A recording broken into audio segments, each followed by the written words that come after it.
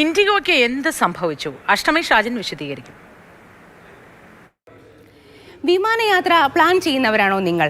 എങ്കിൽ സൂക്ഷിക്കുക. രാജ്യത്തെ ഏറ്റവും വലിയ വിമാന കമ്പനിയായ ഇൻഡിഗോ കടുത്ത പ്രതിസന്ധിയിലാണ്. 550-ലധികം സർവീസുകളാണ് അവർ റദ്ദാക്കിയിരിക്കുന്നത്.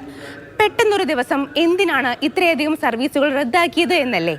ക്രൂ ഡ്യൂട്ടി ടൈം നടപ്പാക്കിയതിന് ശേഷമാണ് ഈ പ്രതിസന്ധി ആരംഭിച്ചത്.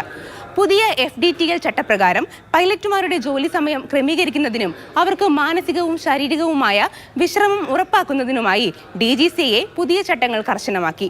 ഇതനുസരിച്ച് പൈലറ്റുമാർക്ക് ആഴ്ചയിൽ 48 മണിക്കൂർ വിശ്രമം നിർബന്ധമാക്കി. മുൻപ് ഇത് 36 മണിക്കൂറായിരുന്നു. കൂടാതെ രാത്രികാല ലാൻഡിങ്ങുകളുടെ എണ്ണവും നിയന്ത്രിച്ചു. ഈ മാറ്റങ്ങൾക്കനുസരിച്ച് ഷെഡ്യൂളുകൾ ക്രമീകരിക്കാൻ ഇൻഡിഗോയ്ക്ക് സാധിച്ചില്ല. അതായത് വിമാനമുണ്ട്, യാത്രക്കാരുണ്ട്, പക്ഷെ നിയന്ത്രിക്കാൻ പൈലറ്റുമാരില്ലാത്ത അവസ്ഥ.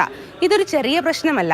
പൈലറ്റുമാരുടെ കുറവിനൊപ്പം ഉത്തരേന്ത്യയിലെ കനത്ത മൂടൽമഞ്ഞ് കൂടിയായപ്പോൾ ഇൻഡിഗോയുടെ താളം തെറ്റി.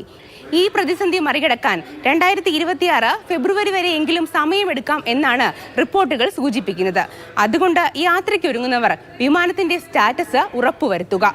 ഇൻഡിഗോയിലെ ഈ ചിറകൊടിഞ്ഞ അവസ്ഥ വ്യോമയാന മേഖലയെ തന്നെ പിടിച്ചു കുലുക്കിയിരിക്കുകയാണ്.